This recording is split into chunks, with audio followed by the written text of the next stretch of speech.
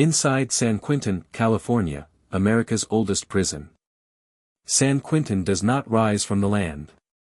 It presses against it. For more than 170 years, this prison has stood here, facing the water, watching the free world pass by just a few hundred yards away. Cars move. Ferries glide across the bay.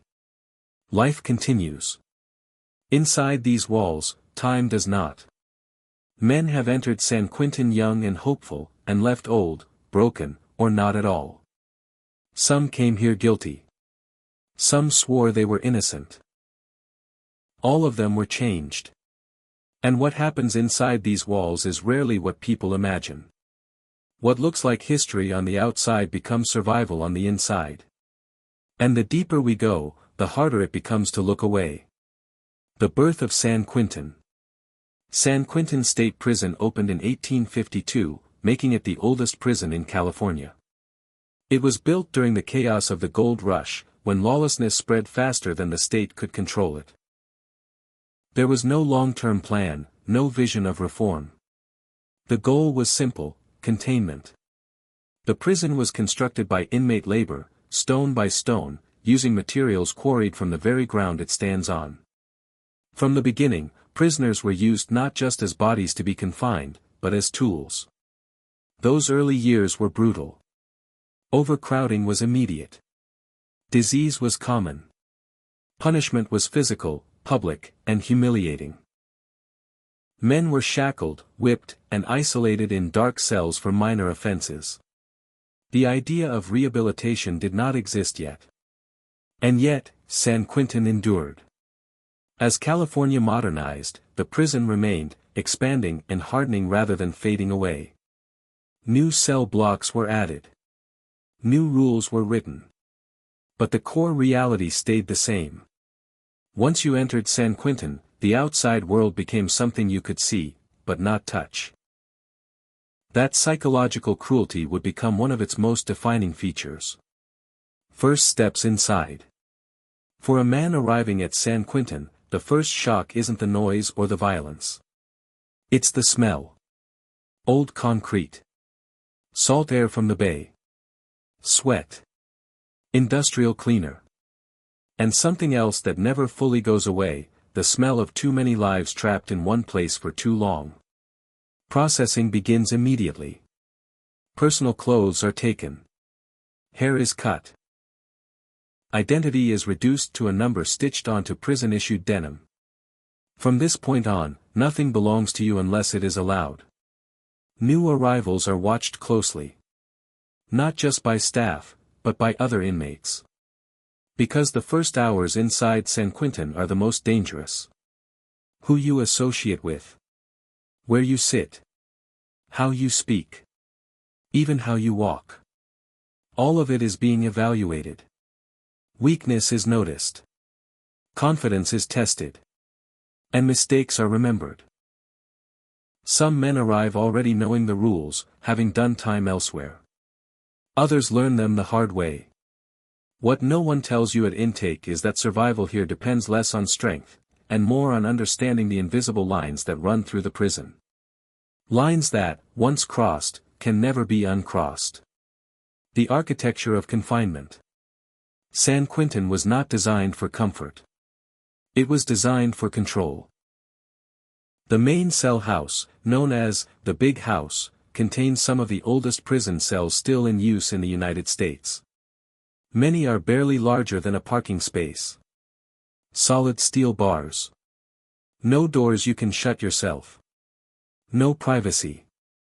No silence. At night, sound travels. Coughing. Shouting. Metal banging against metal. Men crying out in their sleep. Lights never fully go out. And then there is the location. San Quentin sits right on the edge of San Francisco Bay. On clear days, inmates can hear laughter from boats, music drifting from across the water, and even the distant roar of traffic heading into the city. Freedom is close enough to mock you. Some inmates say that's the hardest part. Not the confinement, but the reminder. A day inside San Quentin. The day begins before the sun fully rises. Count. Every inmate must be accounted for. Movement stops. Doors remain locked until numbers are confirmed. This happens multiple times a day, every single day, without exception. Breakfast follows. Food is basic, repetitive, and designed for efficiency, not satisfaction. Trays slide across metal rails. Conversations are short and coded. Everyone is listening, even when they pretend not to be. Work assignments come next. Some men clean. Some work in the kitchen. Others do maintenance or laundry. A small number hold prized jobs in education or vocational programs, positions that offer a sense of purpose and slightly better conditions. But most work because refusing to work has consequences. Privileges can be taken. Yard time can be restricted. A man who doesn't follow routine becomes a problem, and problems don't last long here. As the day unfolds, tension ebbs and flows. Not every moment is violent. In fact, much of prison life is monotonous. Hours pass slowly. Men read. Write letters. Exercise in place. But underneath the boredom is constant awareness.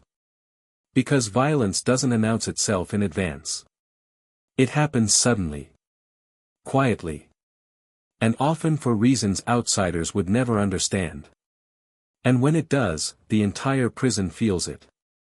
Power inside the walls. San Quentin runs on rules. Some are written. Many are not. Race has historically played a major role in inmate organization, particularly during the height of California's prison gang system. Associations are often determined quickly, sometimes immediately upon arrival. Where you sit. Who you eat with. Who you acknowledge. These choices are not about preference. They are about protection. Aligning incorrectly can put a man in danger, not just today, but for the rest of his sentence. Certain inmates carry influence.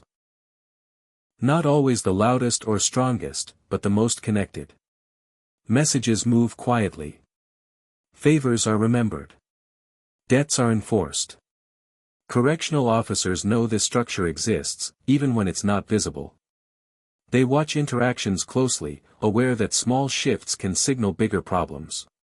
And when those shifts go unnoticed, consequences follow. Because order inside San Quentin is fragile. And when it breaks fast. Punishment and control. When rules are broken, discipline follows. For some inmates, that means losing yard time or access to programs. For others, it means something far worse. Segregation. Isolation units are designed to strip life down to its barest form. A cell. A bed. A toilet. Limited human contact. Days blur together. Weeks stretch endlessly. Some men come out quieter. Others come out angrier. A few don't come out the same at all. San Quentin has long been criticized for its use of isolation, particularly on inmates with mental illness. But inside the walls, policy debates mean little. What matters is compliance. And fear is an effective tool. But fear cuts both ways.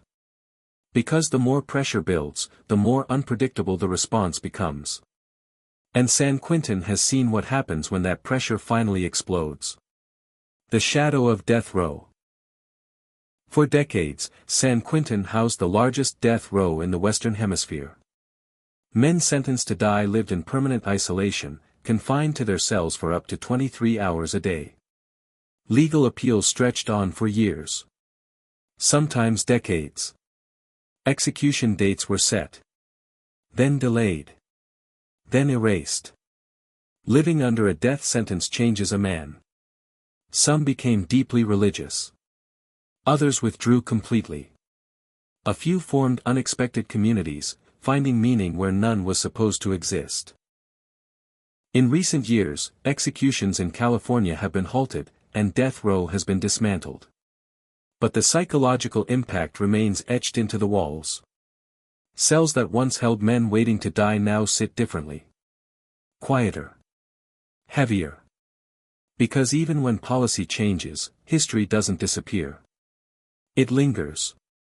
By the end of the day, doors close again. Count happens once more. Silence settles, but never fully. This is the rhythm of San Quentin.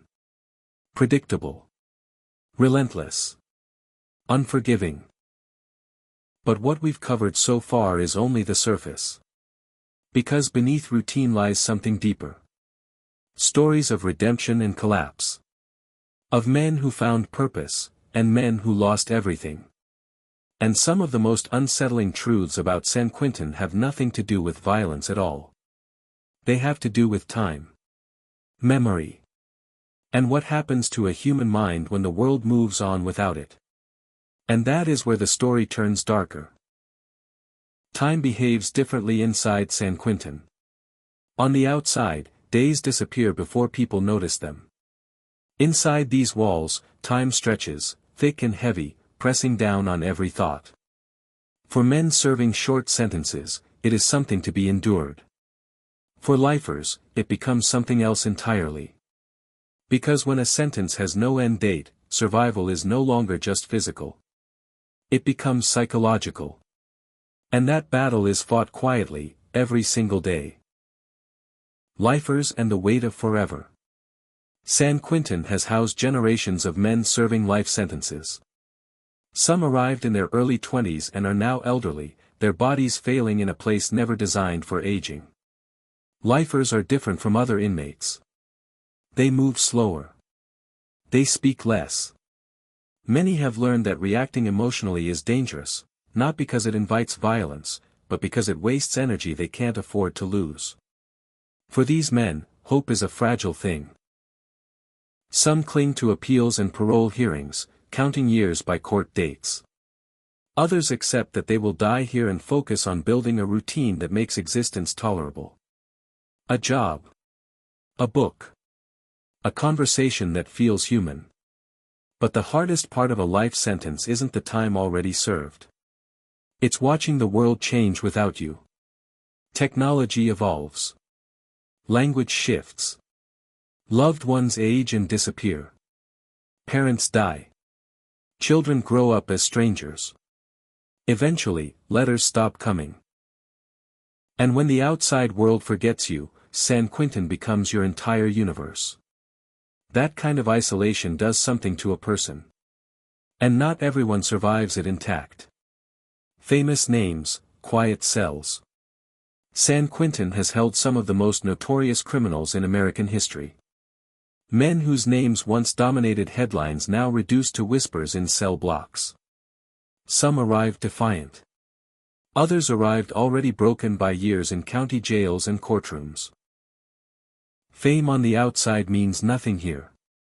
Inside, reputation is rewritten quickly. A high-profile case might earn attention for a moment, but it does not protect anyone from the daily realities of prison life. If anything, it can make things worse. Curiosity turns into resentment. Resentment turns into pressure.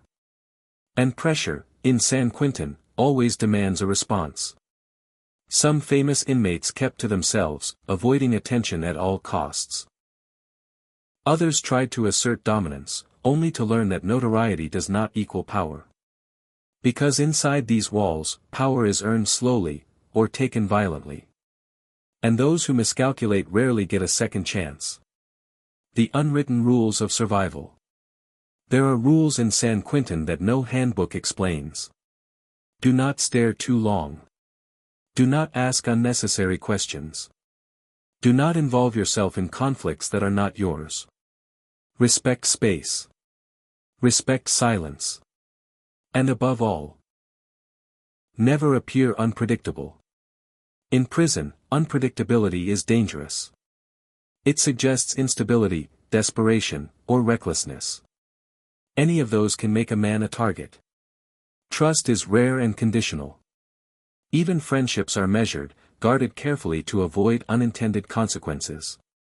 A conversation overheard by the wrong person can shift perception overnight. That's why many inmates choose isolation over connection. Loneliness, in San Quentin, can feel safer than companionship. But loneliness has its own cost. And over time, it begins to erode things men didn't even realize they were losing. Mental health behind the walls. San Quentin has long struggled with mental health care. Depression, anxiety, and trauma are common, especially among inmates serving long sentences or those who have spent time in isolation. The environment itself amplifies existing conditions. Constant noise. Lack of privacy. The absence of physical touch. The loss of autonomy.